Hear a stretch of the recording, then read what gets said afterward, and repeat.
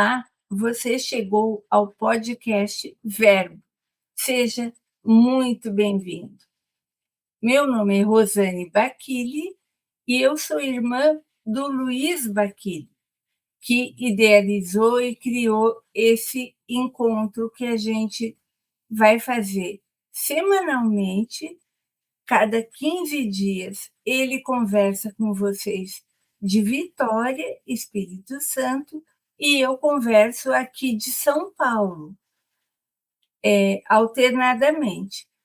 Os temas principais que a gente escolheu para conversar dizem respeito à vida cotidiana, aquelas coisas que a gente deveria conversar, mas e são justamente as que ficam para depois. Então, o Luiz escolheu temas sobre comportamento, sobre música, sobre espiritismo, que são temas apaixonantes para ele. Eu me dedico mais à área da saúde, vou conversar com vocês sobre saúde e bem-estar, e minha paixão atual, que é a temática da inclusão e da reabilitação. Eu agradeço demais o apoio de vocês e vamos combinar assim. À medida que vocês vão encontrando assuntos que interessam, vocês vão dando o like, se inscrevendo e comentando comigo no canal, certo? Outra coisa que eu gostaria de conversar com vocês é que eu tenho, sim, dificuldade de fala e gostaria muito de saber se vocês estão recebendo a minha conversa de uma forma que dê para perceber, que dê para entender. Se está muito lento, se tem que melhorar, eu também estou aprendendo com vocês, tá bom? Hoje nós vamos ter uma entrevista muito importante. Nós temos aqui um neuropsicólogo, que é o Dr. Felipe, da Clínica Procer, lá em Vitória, no Espírito Santo. O Dr. Felipe é especialista em neuropsicologia, que é uma especialidade não tão conhecida para as pessoas e de vital importância para o desenvolvimento. Se você, em alguns momentos, pensou, eu queria ser atendido por alguém que entendesse a minha vida, para quem eu pudesse falar, que analisasse exatamente como eu sou. Então, você vai ter hoje a oportunidade de conhecer um profissional que faz exatamente isso. Ele é um profissional especialista, como eu falei, em neuropsicologia, e ele dedica a maior parte do tempo do trabalho dele a uma avaliação neuropsicológica. É um exame que tem várias sessões, várias etapas, e tem uma importância muito grande na avaliação da saúde mental das pessoas, na compreensão do que é mais importante abordar em cada momento da vida. E essa avaliação, eu não vou dar spoiler. Vocês vão entender por que ela é tão necessária. Então, boa noite, doutor Felipe. Boa noite, doutora Rosane. Tudo bem com você? E eu estou muito honrada em entrevistar você. Eu que fico muito feliz de estar aqui. Agradeço muito o convite para conseguir mostrar para o público de vocês o que é o trabalho da avaliação, o que é o meu trabalho dentro da clínica da psicologia. Muito bom. Doutor, eu sei que você trabalha em Vitória, no Espírito Santo. O nome do local aonde o senhor trabalha é uma instituição? A clínica é sua? Eu gostaria de saber um pouco a esse respeito. Isso. A minha clínica chama Procer, Centro de Neuropsicologia, Hã. né. Eu sou sócio fundador e eu trabalho junto com a psicóloga Eunice Cândido e a psicóloga Fábia Martins. Então, na nossa equipe, nós temos eu que faço a parte da avaliação neuropsicológica, ou seja, mais focado para o diagnóstico, e tanto a Fábia Martins quanto a Eunice Cândido trabalham com a parte do tratamento, da psicoterapia. Cada uma em sua área de especialidade, né, a Eunice Cândido, ela é especialista em terapia cognitiva comportamental, e a Fábia Martins, especialista em humanista existencial, tá. Então, nós oferecemos desde a parte do tratamento, né, desde a parte do diagnóstico até a parte do tratamento também. Ótimo. Às vezes isso fica dicotomizado para o paciente. Ele tem alguém que o trata e sugere que ele precisa da avaliação, mas não é um neuropsicólogo e não faz parte de uma equipe de neuropsicólogos. Então, esse formato em que o paciente tem a avaliação, tem seu diagnóstico e depois tem o tratamento, parece que é o ideal. E nessa Uhum. clínica, o senhor tem acompanhado principalmente quais as demandas, quais os casos que mais procuram? Olha, hoje a nossa principal demanda, sem dúvida, está dentro das neurodivergências, tanto do TDAH quanto do autismo. E muito tem se aparecido também das altas habilidades agora, que não é uma propriamente dita uma neurodivergência, mas a gente sabe que é uma condição que acompanha muitas vezes alguns sintomas e algumas características específicas também que valem a pena o seu diagnóstico e a abordagem diferenciada para esse tipo de público. E isso é muito importante a gente conversar um pouquinho mais. Eh, eu acredito que nem todo mundo está familiarizado com o termo neurodivergência. O que exatamente são as condições de neurodivergência? É uma doença? Não, as neurodivergências, elas são características cognitivas em que as pessoas já nascem com isso, ou seja, vem desde, né, de criança, ela já nasceu com isso, ela vem se desenvolvendo, né. Então, as pessoas que têm essas características, que são determinados sintomas, são determinadas formas de sentir, de viver, de se relacionar com o mundo, então são justamente essas pessoas que atingem esses critérios que são considerados os neurodivergentes, tá. Por ser algo que ela já nasce com isso e que afeta a forma como ela convive com o mundo, né, vai para além de um transtorno, mas a forma como ela se organiza enquanto pessoa também está internalizada dentro dessa neurodivergência, né. Então, atrás de todos os transtornos tem uma pessoa que sustentou a sua personalidade, também baseada, também permeada pela neurodivergência da qual ela nasceu, Pelo que né. eu entendi da sua explicação, que foi muito boa, é não é apenas uma condição da criança, ela continua após a vida adulta e, de uma certa maneira, condicionada da forma como essa criança aprendeu a lidar. Correto, né. O nosso cérebro, ele é muito bom em se adaptar, né, mesmo a situações difíceis, né. Então, as crianças neurodivergentes, principalmente aquelas que não receberam o diagnóstico na época, né, na época da infância, elas fazem adaptações para conviver com o mundo, né. Essas adaptações para as pessoas neurodivergentes, elas têm um custo cognitivo muito alto, né. É muito mais difícil para elas se adaptarem a um mundo que não está programado, não foi desenhado para a forma como elas sentem, experienciam o mundo. Então isso causa esse custo, essa dificuldade cognitiva, né.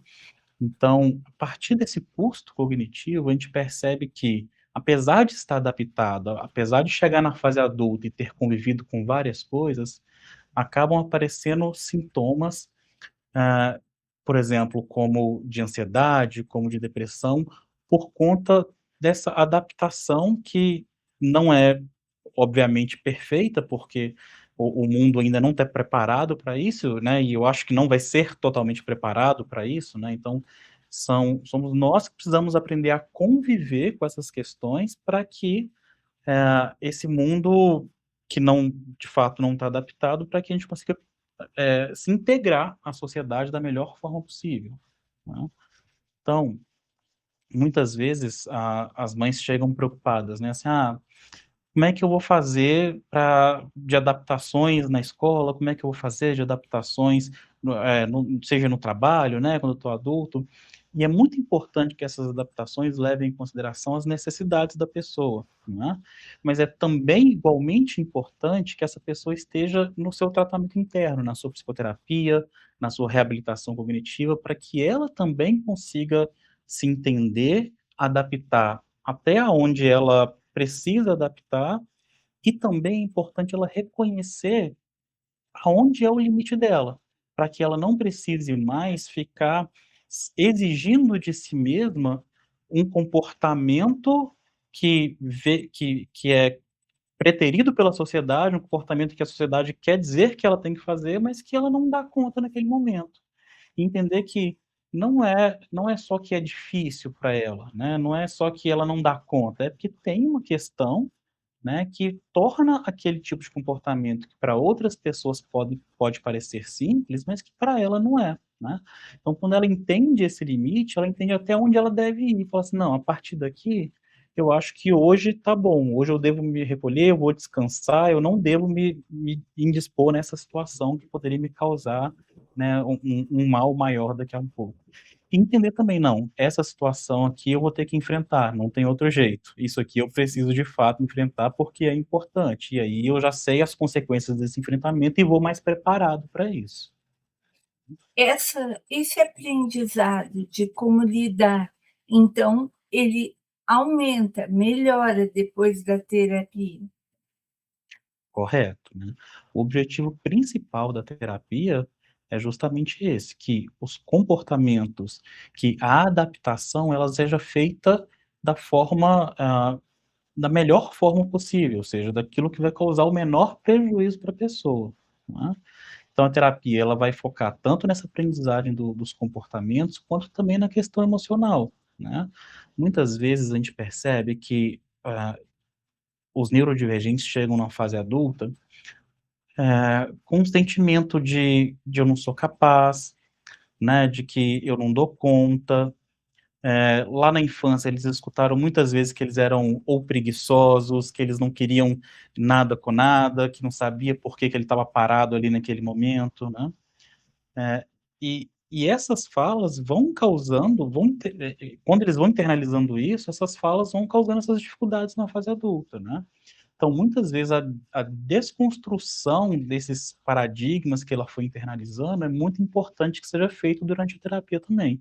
E é claro, a construção de um novo conceito de eu para ela, né. Entendi.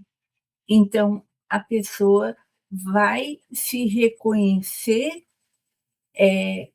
como uma pessoa que compreende o mundo de uma forma diferente e começa a respeitar também o seu jeito de ver o mundo. Exatamente, né. Por exemplo, o TDAH tem uma questão que é em relação à procrastinação, não é? Um dos sintomas que podem acontecer. Muitas pessoas quando olham de fora para isso, veem a pessoa, por exemplo, sentada no sofá sem fazer a tarefa que ela deveria estar fazendo, né. E aí, atribuir isso as pessoas costumam atribuir isso à preguiça, costumam atribuir à má vontade, a não querer fazer, né. E fala: "Mas levanta daí e faz, é simples, é só você levantar e fazer", né. E é como se você tivesse falando para uma pessoa que está com a perna quebrada, assim, tipo: "Levanta daí e anda", não é. Hum. Porque não é tão simples assim, pra pessoa que tem o TDAH, aquele momento ali que pra gente que tá de fora, tá olhando e vendo uma pessoa parada, o cérebro dela tá a 1.000.000. ela está pensando em milhares de coisas ao mesmo tempo, ela está se martirizando porque ela tem que fazer aquilo, ela não dá conta, e às vezes o desgaste mental que ela tem por não ter feito é inclusive maior do que se ela tivesse executado aquela tarefa, tá. Então, entendi. não é uma simples preguiça, não é um simples "não quero fazer", não é. Então, muitas vezes seria mais fácil ter feito, do que permanecer naquela situação Sim, mental em que ela está, né. Então, quem está de fora vê um comportamento, mas aquilo que está no interno, o sofrimento interno é muito difícil de ser colocado para fora, principalmente quando ela não tem autoconhecimento ainda sobre aquilo. sim. Doutor, me veio uma dúvida. Então, alguns casos podem apresentar sintoma de, ansiedade, com medo de ser confrontados, ou de tristeza, por se sentirem menos hábeis, menos capazes de fazer igual o que está sendo proposto. Isso mesmo. Maior parte dos casos, que chegam para avaliação, eles já estão em tratamento para ansiedade ou para depressão. Eles Uhum. já iniciaram esses tratamentos, têm uma melhora na qualidade de vida com esses tratamentos, mas eles percebem que o tratamento chega uma hora que trava, né, porque eles estão tratando alguns sintomas que vêm em decorrência dessa neurodivergência que ele carrega desde a infância, em decorrência dessa adaptação de vida que ele fez, né. Então a gente precisa começar a investir o foco do tratamento, da recuperação dele desde a base, desde aquele transtorno que é o transtorno que a gente chama um transtorno de base para o restante que está aparecendo na vida dele. Então sim, muitas vezes ele vai estar tratando a depressão por vários anos, ele vai estar tratando a ansiedade por vários anos, sem que tenha o efeito esperado para aquele tratamento. Ele, mesmo com o tratamento, vamos dizer, do que aparece mais fácil, que é a tristeza ou a depressão, é ele não melhora.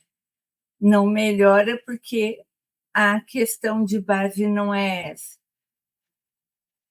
Exatamente, né. Então é muito importante fazer essa avaliação, não é, doutor? Isso mesmo.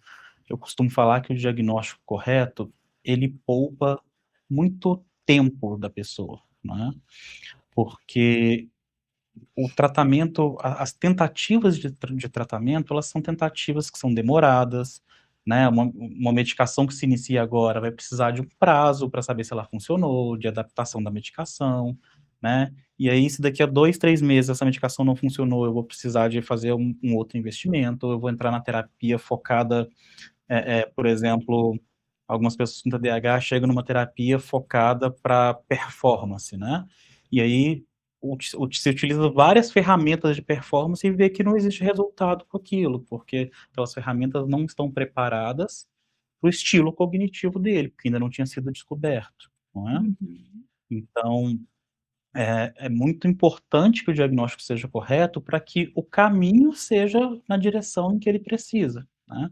Então a avaliação ela é o caminho, ela é a direção de para onde ele precisa ir, né, a direção inicial. Então, sem essa avaliação, muitos diagnósticos se perdem, ficam pela metade, vamos dizer assim. Isso mesmo, né. Inclusive os adultos, né, assim, eu falo na faixa de 30 a 50, 60 anos hoje, poucos deles tiveram a oportunidade de ter um diagnóstico na infância, não é.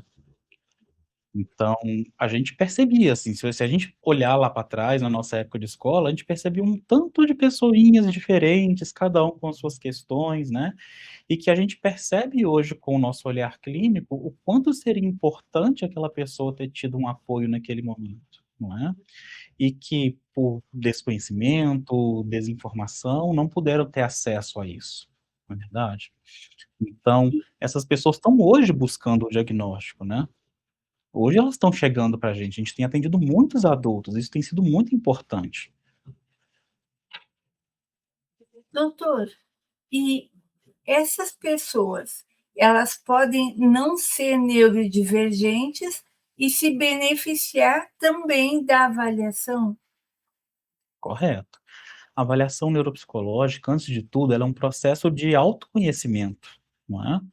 Então, a partir da avaliação, a gente vai avaliar desde as áreas cognitivas dela, que vai de atenção, memória, capacidade de inteligência, né, as funções executivas dela, tá. Então tem muitas pessoas que não são neurodivergentes que buscam avaliação para autoconhecimento, né, entender sobre a forma de personalidade dela, as facilidades que ela tem, de aprendizado, quais, né, que tipo de ferramenta que ela pode utilizar posteriormente, né, para aprimorar as facilidades dela, né, de que ela tem de aprendizado, ou então de melhorar aquilo que apresentou como dificuldade naquele momento, né. Nem toda dificuldade apresentada na avaliação advém de um diagnóstico, né. Existem, bom, teremos dificuldades que serão do dia a dia da pessoa, né, teremos questões que são da personalidade, que as pessoas sofrem com isso, mas que em si não é um diagnóstico, né, mas que precisa de cuidado também e que são descobertas lá. Entendi. Então, é bem amplo a possibilidade de melhora da saúde através dessa avaliação. Sim. E para além das questões das neurodivergências, a gente também faz a busca por sintomas e diagnósticos, né, de transtornos de personalidade, transtornos de humor, né, transtornos de aprendizado lá na infância, como a dislexia, como, o né, as várias dificuldades que a pessoa pode ter no campo da aprendizagem também são avaliados desde ali, tá. Na fase, né, na terceira idade também é muito buscado para avaliações da questão sobre o Alzheimer, sobre as demências, né, sobre as dificuldades cognitivas. Então, ela não é fechada somente para um público, não é. A avaliação, ela é ampla para diversos tipos de questões que podem estar interferindo no comportamento e na qualidade de vida da pessoa. Certo. Doutor, eu vou lhe fazer uma pergunta, porque acredito que outras pessoas tenham essa curiosidade. A que se refere, de fato, as funções cognitivas? Esse termo, cognitivo, às vezes a pessoa não sabe ao certo de que função estamos falando. Uhum. Então, as funções cognitivas são aquelas que vão, no entorno da memória, da atenção, da capacidade de inteligência, das habilidades visoespaciais, é aquilo que ele consegue trabalhar, eh, fazendo interrelações de formas, interrelações de conceitos. É aquele conhecimento verbal cristalizado, né, que é onde, o que ele já conseguiu aprender em relação aos conceitos das palavras e como ele consegue colocar isso dentro do mundo. E a gente também faz avaliação das funções executivas, né, que são aquelas funções que a gente chama de funções superiores, que é a motivação, né, que é a organização, o planejamento, a capacidade de regulação emocional, entre outras, né. Então, todas essas áreas que podem, afetar o comportamento ou que moldam o comportamento da pessoa, são características das funções cognitivas dela. Então, o comportamento pode estar associado à memória, à questão da atenção, e não somente à vontade, ao humor. Correto, né. É uma somatória, não é. Então, quando a gente faz a avaliação, inclusive chega algumas pessoas para a gente e falam assim: "Ah, eu quero fazer uma avaliação, mas eu quero medir só o QI, eu só quero saber do QI", né. E não é uma coisa interessante, porque não é uma medida, né, não é um número jogado, não é. Então, assim, a gente precisa de ter um raciocínio clínico para entender como esse QI dele está, sendo colocado ao mundo, não é. Então a gente pega pessoas, por exemplo, que têm um QI lá no médio superior, dentro do superior, que é um QI excelente, né, mas, em contrapartida, na hora que você avalia as funções executivas, ou seja, como ela consegue externalizar, como ela consegue lidar com as coisas no mundo dela, não está legal, e ela não consegue demonstrar essa capacidade cognitiva dela no mundo real, no mundo ecológico, não é? Então não é saber o que eu tenho de QI, não é saber um ponto ou outro, sabe. Por certo. isso que a gente precisa de ter um mapa completo para a gente entender o funcionamento real de como cada uma dessas partes está se moldando e como cada uma dessas partes interfere naquilo que ele consegue se apresentar ao mundo.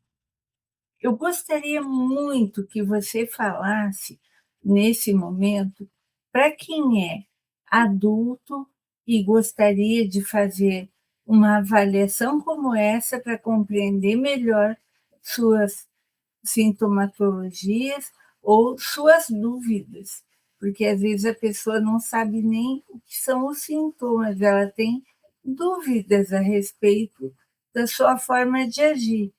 E também em relação aos pais de crianças que precisam de tratamento neuropsicológico. Ah, ficar na fase do desconhecimento é a parte mais difícil para quem tem o transtorno. É porque, de fato, a saúde mental interfere na qualidade do trabalho, interfere na produtividade, e é um dos principais fatores de afastamento hoje, não é. Então essa lei precisou ser criada uma lei para que a gente entendesse a importância que a saúde mental tem na vida das pessoas, né. Então, quanto mais a gente fala, quanto mais diagnósticos, quanto mais informações chegarem até as pessoas, menor vai ser o nível de preconceito em relação a isso, né. Então, façam o diagnóstico. Existe certamente uma qualidade de vida melhor do que aquela que você conseguiu se adaptar sozinho. O suporte é super importante para isso. Muito bem. Essa mensagem é muito, muito necessária, doutor, porque eu acredito que muitas pessoas não procuram pelos motivos que o senhor acabou de falar. É, é, não é uma situação fácil, nem para quem cuida de uma criança, nem para quem cuida de si, né? Assumir uma Uhum. forma de pensar diferente, por exemplo, forma de agir que corresponde a uma forma de pensar, né? É novo para todo mundo, porque esse diagnóstico não era muito conhecido, né?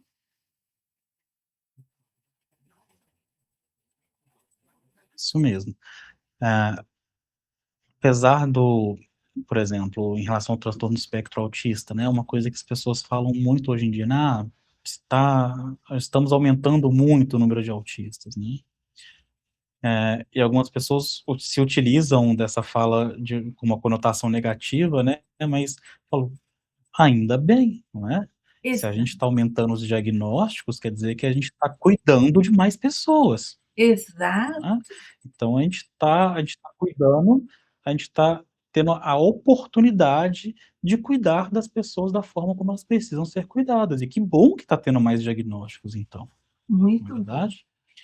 Então, é é extremamente importante o diagnóstico, é importante o tratamento e essa desmistificação, né, essa conversa que a gente tem no podcast, imagina o quão difícil era para as pessoas, por exemplo, fazer uma discussão aberta sobre isso, né, sobre a saúde mental, não é verdade? Verdade. E em tudo, a saúde mental comanda, porque uma pessoa que não se encontra bem mentalmente, até para cuidar de uma doença física, ela vai ter mais dificuldade, mesmo que ela tenha Uhum, gripe, mesmo que ela tenha algo simples. Se mentalmente ela não está bem, ela pode imaginar uma coisa grave, ela pode ficar com medo, pode não ir atrás do recurso, pode minimizar, achar que não é nada. Tudo justamente, tem né. uma imbricação. Hoje hoje lá na clínica, né, na Procer, a gente tem feito um trabalho muito importante com as famílias também, sabe. A gente percebe que os pais já estão sensibilizados para buscar o tratamento para os filhos chegam para avaliação, fazem o seu diagnóstico, fazem sua terapia, né, e a gente tem buscado cada vez mais incluir a família nesse tratamento, né. Não é simples para a família também cuidar de uma pessoa, né, com neurodivergência. Então existe um sofrimento que é intrafamiliar, não é. Então a gente precisa tratar do todo, não é. Então muitas vezes os pais chegam e falam: "Não, eu acho que eu vou tratar somente a criança e tal, porque eu acho que eu tenho que dar preferência para o tratamento dele". Eu falei: "Mas se você não estiver bem de saúde, quem vai cuidar dele?", Uhum. não é. Então você precisa fazer o seu tratamento, você precisa estar bem, você precisa se cuidar para dar conta de cuidar do outro, né. É o cuidar de quem cuida, não. Doutor, esse sofrimento de familiares, às vezes pode estar também associado à neurodivergência? O familiar pode ser também neurodivergente? Sim. Ah, tanto o TDAH quanto o autismo, eles têm uma carga genética, não é. Então, por muitas vezes, quando as crianças chegam para fazer o diagnóstico, é quando a gente faz o diagnóstico familiar, a família começa a fazer a avaliação também, né. Durante a entrevista com a criança, os pais começam assim: "Olha, eu tinha tudo isso", né. E alguns ainda falam: "Não", alguns enquanto eu estou perguntando, eles falam assim: "Não, ele faz isso, mas isso é normal, eu faço isso, a irmã dele também é assim, a mãe dele também faz isso, então isso é um comportamento comum lá na nossa casa", né. E aí você começa a perceber que, ah, é tão comum para eles, os sintomas em si são tão comuns, que passaram a fazer parte da rotina familiar, né. E aí os sintomas passam despercebidos, porque aquilo é algo que eles conviveram a vida inteira com isso, né. Então muitas vezes os filhos são os precursores da avaliação e do diagnóstico da família toda. Que bom, muito bom. E também tem o sofrimento de enfrentar esse despreparo que o senhor fala da sociedade, né. Outro dia eu ouvi de uma mãe de uma criança autista que ela não ela não tolera mais os olhares, os comentários.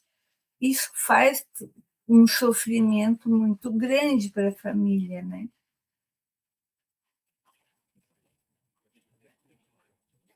Isso mesmo, né. A sociedade tem avançado muito, né, mas a gente ainda tem muito pela frente para avançar, né. Então a gente ainda tem um certo nível de preconceito, a gente ainda tem desinformação circulando na internet com frequência, né, desinformação principalmente sobre os níveis mais baixos de autismo, né, do nível 1, por exemplo, no sentido de dizer que não há sofrimento, né, que nem deveria existir esse tipo de diagnóstico, né. Então, a desinformação a gente combate com mais informação, né. Hum, Quanto mais omisso a gente for, mais a desinformação vai chegar lá, não é verdade? Então, quando essas eu sei que é doído para essas mães, né, porque elas passam por muitas dificuldades, mas, essa desinformação, esses comentários negativos, eles precisam ser colocados ali, sabe, eles hum, precisam ser rebatidos, porque é, inclusive, esse respeito é um direito que a filha dela tem, não é? Mais do que algo que deveria ser humano, claramente, obrigatoriamente executável, né, porque isso é ser humano respeitar o outro, isso é ser humano, mas, além disso, é um dever, é um direito dela receber esse respeito, né, e a gente tem que brigar pelos nossos direitos. muito bem. A desinformação, a gente combate com mais informação. Doutor Felipe está coberto de razão. E o verbo está aqui para isso. Vamos conversar mais sobre neuropsicologia. Vamos entender melhor o que essa área pode trazer de bom para a nossa vida. Doutor, você pode, por favor, dar o seu contato? Como que as pessoas podem lhe procurar? Claro. Hoje a gente está no Instagram, tá? Então o nosso arroba é procer.vix, tá? Nosso telefone de contato é o DDD 27 99689 0486. Então, a gente tem uma clínica, o nosso espaço todo pensado para ser a Procer, para acolher todo mundo, né? Para acolher desde a avaliação, para acolher durante todo o tratamento, tá? Então, a gente fica num lugar bem central aqui em Vitória, lá no edifício Tiffany, bem fácil acesso, tá? E é importante porque a gente está disponível e a gente tem, né, por objetivo principal, possibilitar o apoio, o tratamento e o suporte do maior número de pessoas possíveis. Doutor, muito obrigada. Que você seja sempre muito abençoado na sua tarefa de cuidar da saúde mental. É uma escolha muito linda, é importante demais. Muito obrigada. Vamos trazê-lo mais vezes no Verbo, porque foi muito importante para muita gente. Eu tenho certeza disso. Ah, que bom, eu fico muito feliz também de ter recebido esse convite, de poder, de alguma forma, sensibilizar, né, de poder levar mais informações para as pessoas, e sempre que vocês quiserem, a gente está à disposição para estar junto nessa empreitada de informação à população. Muito obrigada. E para você que veio até aqui com a gente e aproveitou essa entrevista muito boa, maravilhosa, muito obrigada. Continue nos apoiando, é muito importante para a gente e nós queremos levar informação boa, que torne nossa vida melhor. A gente só consegue fazer boas escolhas do caminho que vai seguir quando tem informação. Quem sabe para onde ir, vai, né? Consegue chegar lá. E muito obrigada a todos.